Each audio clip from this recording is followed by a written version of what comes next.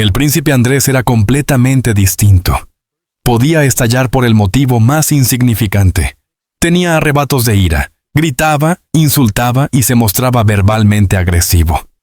Con él los conflictos eran frecuentes. Durante años, los rumores que antes solo circulaban en pasillos privados han salido finalmente a la luz, arrastrando consigo décadas de desorden cuidadosamente oculto.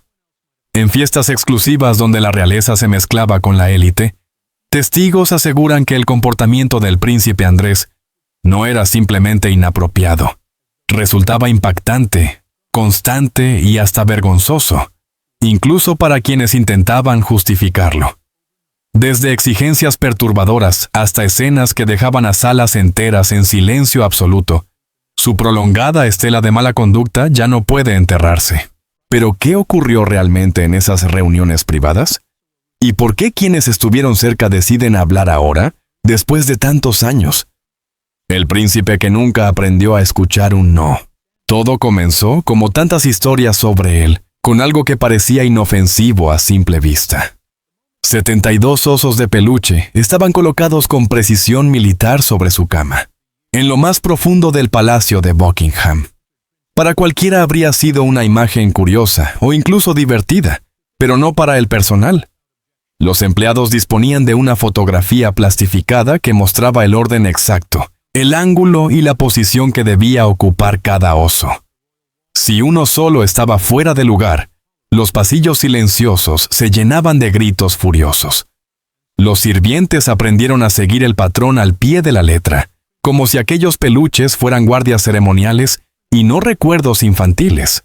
Aquello ofrecía una mirada inquietante a una mente que exigía que el mundo se adaptara a su propia comodidad. Ese comportamiento, sin embargo, no surgió de la nada. Se fue formando durante años, mucho antes de que la adultez le otorgara títulos y privilegios. A finales de la década de 1970, cuando aún era adolescente, comenzaron a circular comentarios entre quienes se cruzaban con él. Un escritor relató una noche extraña en una fiesta en una casa de campo. Varias jóvenes dormían tranquilamente en su habitación cuando, de repente, a las 2 de la madrugada, la puerta se abrió de golpe. Allí estaba el príncipe Andrés, afirmando que un fantasma lo había asustado y que necesitaba meterse en su cama. Ellas lo expulsaron de inmediato. Fue un acto torpe e invasivo, pero también revelador. Incluso con 17 años, Andrés se movía por el mundo como si los demás debieran aceptar sin cuestionar lo que él quisiera. Otro recuerdo similar surgió de otro encuentro, esta vez durante una rutina matutina aparentemente normal. Una joven, aún medio dormida, se cepillaba los dientes en el baño de su habitación cuando el príncipe Andrés entró sin llamar. En lugar de disculparse, comenzó a darle una lección improvisada sobre la forma correcta de cepillarse los dientes, como si irrumpir en un espacio privado le otorgara autoridad para corregirla. El momento no tuvo nada de gracioso ni excéntrico. Resultó inquietante, una prueba más de que los límites solo importaban cuando eran los suyos. Con el paso del tiempo, estas historias se dispersaron como advertencias aisladas, pequeños indicios de un patrón mucho más amplio que se fortalecía con los años. Quienes trataron al príncipe Andrés repetían una misma impresión. Se comportaba como si las mujeres existieran para entretenerlo, reaccionar a él y encajar en su mundo sin oponerse. Su humor solía esconder una falta de respeto apenas disimulada. Su atención venía cargada de exigencias. Su presencia de una sensación constante de derecho adquirido. Lo que hace que estos relatos perduren no son solo los actos en sí, sino el entorno que permitió que continuaran dentro de los muros reales. Las excentricidades del príncipe Andrés eran toleradas e incluso acomodadas. El personal aprendió a moverse con cuidado para evitar su mal humor. Los amigos aprendieron a poner los ojos en blanco y seguir adelante. El exterior apenas oía rumores, y así esas conductas prosperaron en la sombra de palacios, fincas privadas y círculos sociales más dispuestos a minimizar que a confrontar. Cuando el príncipe Andrés alcanzó la adultez como figura pública, las señales ya no eran sutiles. Su trato hacia las mujeres, en particular, parecía regirse por una sola idea. Sus sentimientos eran lo primero. Si algo le resultaba divertido, los demás debían seguirle el juego. Si algo lo incomodaba, el ambiente cambiaba de inmediato. Algunos recordaban cambios de humor repentinos por asuntos triviales, como un objeto mal colocado o un comentario fuera de tiempo. Otros evocaban momentos en los que Andrés actuaba como si cada sala que pisaba se convirtiera en su escenario, y todos los presentes en su audiencia. Los osos de peluche, curiosamente, se convirtieron en uno de los símbolos más claros de esa mentalidad arraigada. No estaban colocados por nostalgia, sino por control. La tarjeta plastificada guardada en el cajón no protegía recuerdos de la infancia. Era un manual de instrucciones para la obediencia. El personal debía seguirlo porque el príncipe Andrés esperaba que el mundo reflejara exactamente sus preferencias. Lo que une todos estos episodios no es lo extraño de cada uno, sino la coherencia que los atraviesa. El joven que se colaba sin permiso en dormitorios ajenos se convirtió en el adulto que exigía que sus juguetes estuvieran alineados como reliquias ceremoniales. El adolescente que daba lecciones no solicitadas en un baño ajeno se transformó en el hombre que explotaba cuando algo no estaba a su gusto. Década tras década, el patrón se repitió. Los límites eran sugerencias, no normas.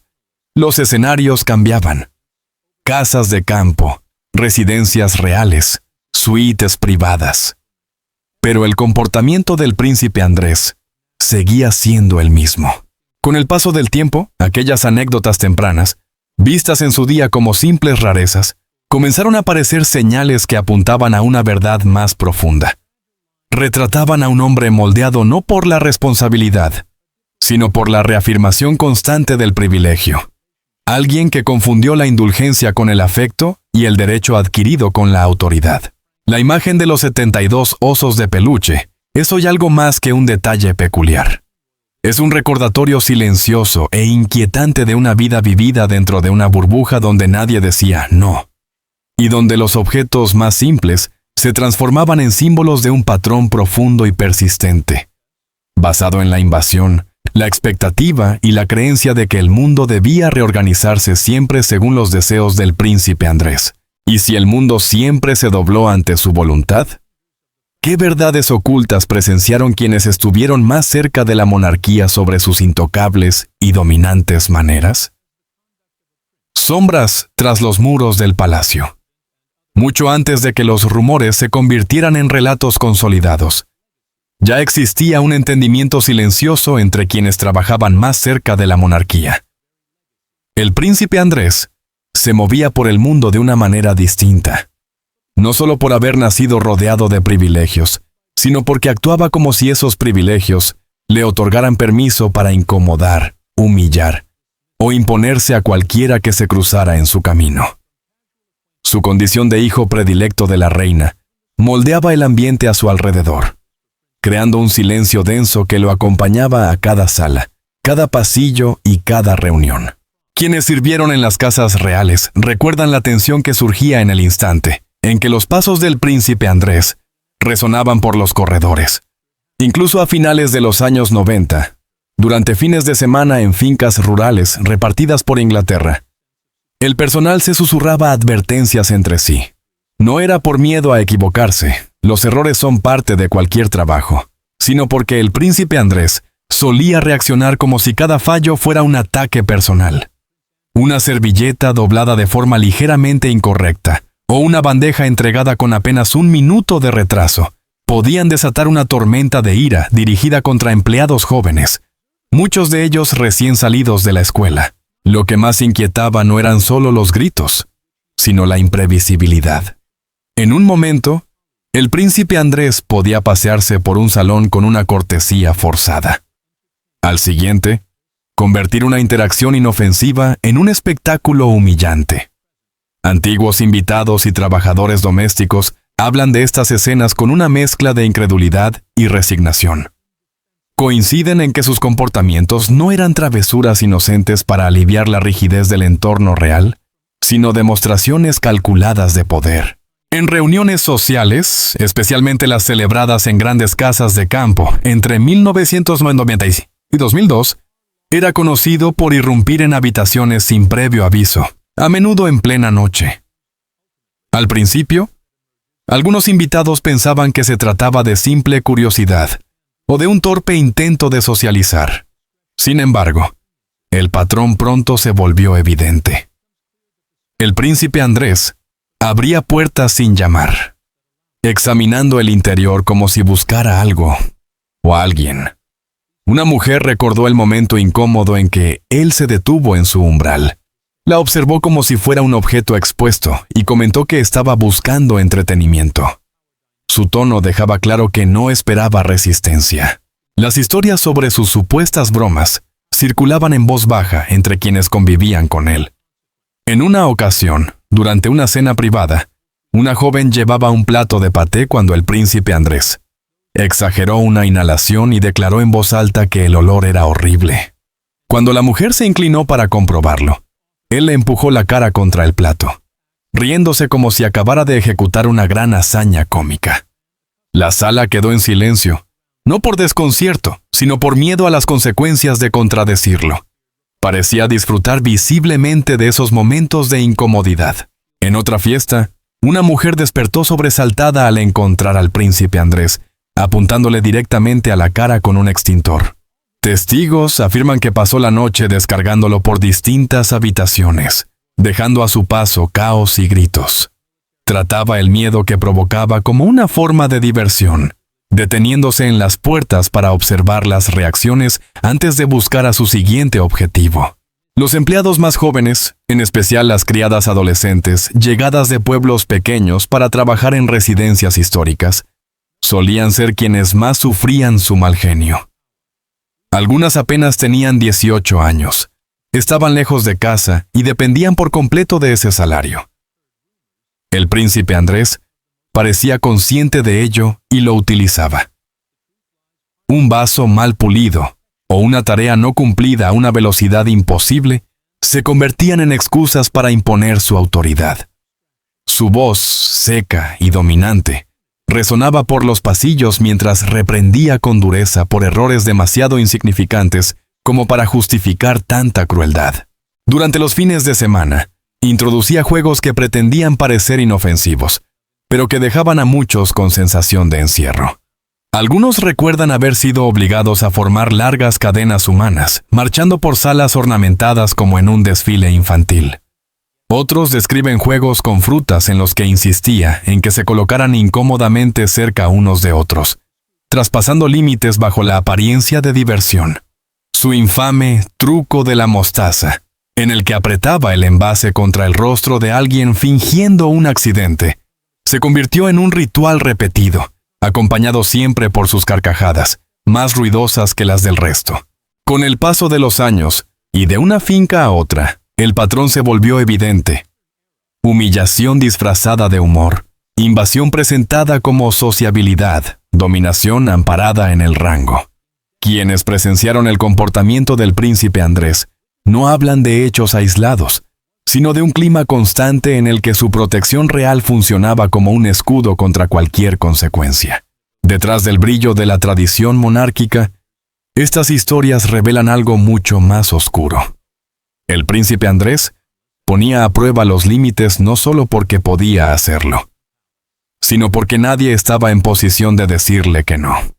¿Podía su encanto sin control ocultar una imprudencia destinada a dejar huellas mucho más allá de los muros del palacio, poniendo a prueba la paciencia y las expectativas dentro de los propios corredores reales? El príncipe Andrés. Privilegio, poder y escándalo público. Mucho antes de que el mundo conociera en detalle sus excesos, dentro de los muros del palacio ya arrastraba una reputación de encanto temerario. El joven príncipe, frecuentemente elogiado por su posición y sus contactos, permitía que ese privilegio se transformara en descuido, poniendo a prueba la paciencia de quienes lo rodeaban. Para 1981, esa actitud ya no solo incomodaba a los cortesanos, sino que estaba a punto de dejar una huella internacional. Ese año, Andrés recibió permiso para pasar unas vacaciones en Egipto, un gesto fastuoso que reflejaba el respeto de la realeza. El propio presidente Anwar Sadat puso a su disposición el avión presidencial, un símbolo de la buena relación entre naciones y del honor concedido a la familia real británica. Todo apuntaba a un éxito diplomático. Sin embargo, las acciones del príncipe pronto transformaron la cortesía en desastre. Los relatos del viaje describen escenas de exceso y falta de criterio. En una elegante reunión en El Cairo, testigos aseguran que Andrés se lanzó a una piscina completamente vestido, arrastrando consigo a una mujer invitada en una demostración que dejó atónitos a los asistentes de la alta sociedad egipcia. Algunos rieron, pero no todos. La mujer emergió visiblemente avergonzada, mientras él, aparentemente ajeno a la gravedad de lo ocurrido, lo trató como una broma privada. No fue solo una falta de gusto, fue un error cometido ante el mundo, una muestra de cómo sus impulsos personales comenzaban a traducirse en vergüenza pública. Tras bastidores, los asistentes del palacio luchaban a menudo por contener su comportamiento. Su carisma y su rango funcionaban como un escudo que dificultaba incluso a los cortesanos más veteranos imponer límites. Pero a medida que los incidentes se acumulaban, resultaba evidente que su imprudencia ya no podía mantenerse bajo control. Tanto en viajes oficiales como en eventos sociales más cercanos, se perfilaba la imagen de alguien para quien el privilegio parecía justificar la ausencia de consecuencias. El episodio de El Cairo no fue un caso aislado. Amigos, empleados y algunos periodistas recordaron otras situaciones en las que el humor se mezclaba con la humillación y en las que la seguridad de Andrés traspasaba fronteras. Cada historia reforzaba una tensión creciente, la distancia entre su sentido personal de derecho adquirido y las responsabilidades inherentes a su papel real. Cada risa provocada en el extranjero llevaba consigo el peso de la percepción nacional. Diplomáticos y anfitriones, que esperaban el decoro propio de un representante de la corona, quedaban desconcertados o profundamente incómodos. Con el tiempo, aquellos primeros episodios dejaron de verse como simples travesuras juveniles y comenzaron a erosionar su imagen. Lo que empezó como una lucha privada contra sus impulsos se convirtió en una lección pública sobre la frágil frontera entre el encanto y la impropiedad. Cuando los dignatarios extranjeros empezaron a compartir sus recuerdos, el asunto dejó de ser anecdótico para convertirse en un motivo de incomodidad diplomática que lo acompañaría durante años. El viaje a Egipto de 1981 se transformó en un símbolo de la compleja relación de Andrés con el mundo que lo rodeaba. Había riqueza, acceso y privilegios inimaginables, pero también una llamativa falta de autocontrol que atraía la atención por las razones equivocadas. Risas en momentos inapropiados, bromas que humillaban a otros, y un desprecio evidente por las normas de conducta convirtieron unas vacaciones reales en advertencias públicas. Lo que debía ser una visita rutinaria pasó a representar el peligro del privilegio sin límites. Al observar los primeros años de su adultez, surge un patrón claro. Andrés se movía con comodidad entre el poder y el prestigio, pero tenía dificultades para comprender el peso de sus actos. Cada error, desde excesos aparentemente inofensivos hasta decisiones cuestionables, evidenciaba una tensión constante entre expectativa e impulso, entre deber y complacencia personal.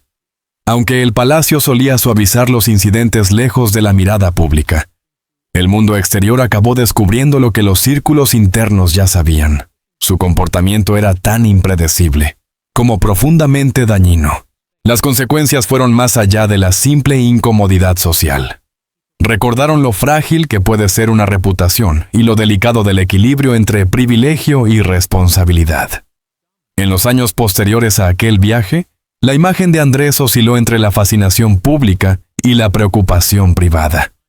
Cada gesto era examinado no solo como el comportamiento de un joven, sino como el reflejo de un príncipe, cuyas acciones afectaban directamente a la monarquía. En ese contexto, el episodio de El Cairo y otros similares funcionaron como señales de advertencia tempranas. anticipando cómo una vida de oportunidades extraordinarias podía verse empañada por fallos de juicio, dejando una herencia tan llamativa como polémica. Y para quienes presenciaron su verdadero carácter desde cerca, la pregunta quedó abierta. ¿Qué impacto devastador tuvo ese comportamiento en el legado que él mismo intentaba preservar? Relatos de arrogancia y sensación de superioridad comenzaron a acumularse. La habitación parecía encogerse cada vez que el príncipe Andrés entraba, no por su carisma, sino porque su presencia exigía atención por el simple hecho de quién era. Quienes lo rodeaban aprendieron rápidamente que la cortesía, el respeto o la decencia básica eran opcionales cuando se trataba de alguien cuyo universo giraba únicamente en torno a sí mismo. Su actitud era con frecuencia despectiva, en ocasiones cruel, y siempre impregnada de una confianza arrogante que incomodaba a los testigos. Desde conocidos ocasionales hasta empleados de larga trayectoria, nadie escapaba a su soberbia. Incluso los inconvenientes más triviales se convertían en escenarios de su privilegio. Una pelota de golf desviada hacia un jardín privado bastaba para movilizar a la policía para recuperarla, como si el mundo existiera solo para servirle. El personal no era visto como colaboradores, sino como piezas destinadas a anticipar sus caprichos y soportar la humillación en silencio. Reuniones sociales, cenas y actos formales se transformaban a menudo en demostraciones incómodas de jerarquía, donde su diversión se construía a costa de quienes consideraba inferiores. Algunos episodios se volvieron legendarios, comentados en voz baja en círculos exclusivos durante décadas. En 1992, la presentadora Tanya Breyer vivió un incidente que quedó grabado en la memoria colectiva. En un evento social, el príncipe Andrés se acercó por detrás y le bajó la cremallera del vestido en público. El silencio atónito, las risas nerviosas y los murmullos posteriores parecieron alimentar aún más su sensación de dominio. Fue un momento que evidenció no solo la falta de respeto por los límites personales, sino también un desprecio alarmante por la dignidad ajena. Ese patrón se repitió de formas más sutiles, pero igualmente hirientes. En una cena en el castillo de Windsor, se cuenta que ridiculizó a una secretaria de apenas 18 años, declarando en voz alta que su trabajo era aburrido y carente de interés. Para quienes presenciaron la escena, fue una demostración de poder ejercido únicamente por diversión. Una prueba más de que, en presencia del príncipe Andrés, el respeto no se ganaba por esfuerzo o mérito, sino por encajar en sus estrechos criterios de valor. Amigos y personas cercanas describían sentarse a su lado como una auténtica prueba de resistencia. Las conversaciones solían degenerar rápidamente en comentarios sobre la ropa de las mujeres u otros asuntos privados y triviales, reduciendo a quienes lo rodeaban a simples objetos destinados a su entretenimiento. Los observadores coincidían en algo fundamental. El comportamiento del príncipe Andrés no era impulsivo ni esporádico, sino constante. El privilegio no era solo una condición de nacimiento, sino el prisma a través del cual interpretaba cada interacción. Determinaba cómo se movía en los eventos, cómo trataba a sus interlocutores y de qué se reía. Con frecuencia, las risas en la sala se producían a costa de la dignidad ajena, en una ecuación cruel donde los poderosos se divertían y los indefensos eran humillados. Bajo esa capa de arrogancia, persistía una obsesión permanente por las apariencias. El estatus y la jerarquía social. Cada encuentro se convertía en una oportunidad para reafirmar su superioridad, para recordar a los presentes su posición elevada. Las mujeres, en particular, solían ser el foco de una atención intrusiva y cosificadora, frente a la cual rara vez existían consecuencias inmediatas. Era como si el peso del privilegio pudiera blindar incluso los actos más indefendibles frente al escrutinio, dejando tras de sí incomodidad, enojo y relatos susurrados. A lo largo de todos estos episodios, emerge un patrón inconfundible, un sentido de derecho ejercido sin freno, diversión extraída del malestar ajeno y una insistencia persistente en ocupar el centro de atención. Incidentes como los protagonizados con Tanya Breyer o con la joven secretaria en el castillo de Windsor no fueron deslices aislados, sino síntomas de una visión del mundo más amplia, en la que las normas, la cortesía y la empatía se aplicaban de forma desigual, si es que se aplicaban. El impacto de estas acciones, el desconcierto y la indignación, perduró mucho más que las risas momentáneas que pudieron provocar, dejando a muchos preguntándose cómo semejante comportamiento pudo ser tolerado, justificado o incluso normalizado en círculos de élite. El retrato final es el de un hombre definido tanto por la arrogancia como por el privilegio. Desde exigencias triviales hasta episodios de crueldad abierta, el patrón resulta evidente. El príncipe Andrés estaba acostumbrado a salirse con la suya. Para él, los límites, la empatía y la discreción eran obstáculos, no principios rectores. Al recordar estos hechos, queda claro que el espectáculo del privilegio dejó huellas profundas, no solo por lo que hizo, sino por la cultura de sumisión que lo permitió y por quienes lo soportaron. A menudo en silencio. Mientras el mundo observaba, incluso hoy, décadas después, estas historias siguen emergiendo, comentadas en voz baja en círculos sociales o relatadas en memorias, como un recordatorio de que la sombra del privilegio puede extenderse mucho más allá de los muros de palacios y fincas privadas. Para quienes se cruzaron con el príncipe Andrés, el recuerdo suele ser incómodo, a veces irritante, pero siempre imborrable. Un testimonio de las dinámicas de poder y del derecho sin control que marcaron tanto su vida como la de quienes lo rodearon. Entonces, ¿cómo permitió ese sentimiento de impunidad que el príncipe Andrés se moviera por el poder sin consecuencias, afectando a todos a su alrededor, de maneras difíciles de imaginar? Cuando el privilegio finalmente se encuentra con la consecuencia. Durante décadas, el príncipe Andrés transitó los pasillos del poder con una sensación de libertad intocable. Un mundo en el que el privilegio encubría comportamientos que habrían resultado perturbadores en cualquier otra persona. Quienes lo rodeaban, empleados, conocidos y jóvenes mujeres atraídas a su órbita, aprendieron pronto que su supuesto encanto podía tornarse cruel y que sus bromas rara vez eran inocentes. Eran mordaces, calculadas y humillantes. Observadores como el autor Andrew Lowney describieron sus actos no como excentricidades inofensivas propias de la realeza, sino como demostraciones deliberadas de provocación y dominio, una mezcla de travesura juvenil y derecho adquirido. No era picardía, era un instrumento de poder. Los testimonios dibujan la imagen de un hombre acostumbrado a que el mundo se adaptara a él, envalentonado por el escudo protector de la monarquía.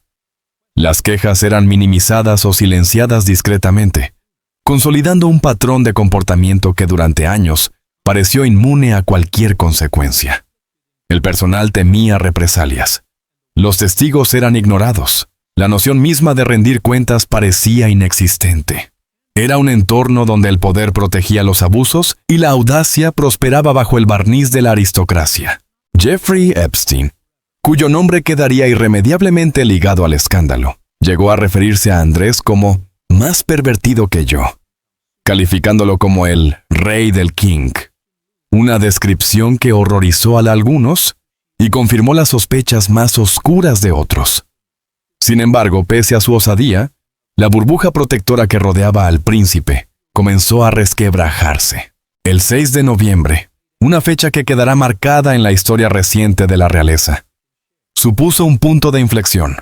El rey Carlos, con autoridad firme, le retiró todos sus cargos militares y patrocinios reales.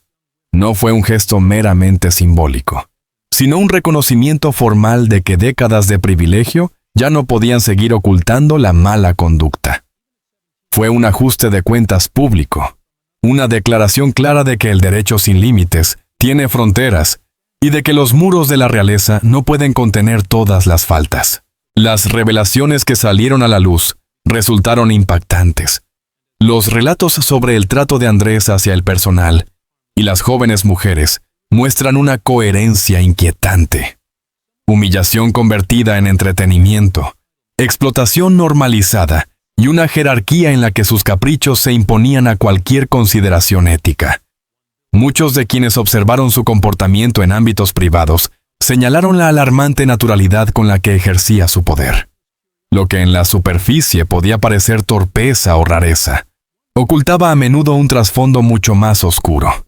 Los empleados quedaban atrapados entre el miedo y la lealtad, en un sistema diseñado para proteger al poderoso y silenciar a quienes sufrían sus excesos.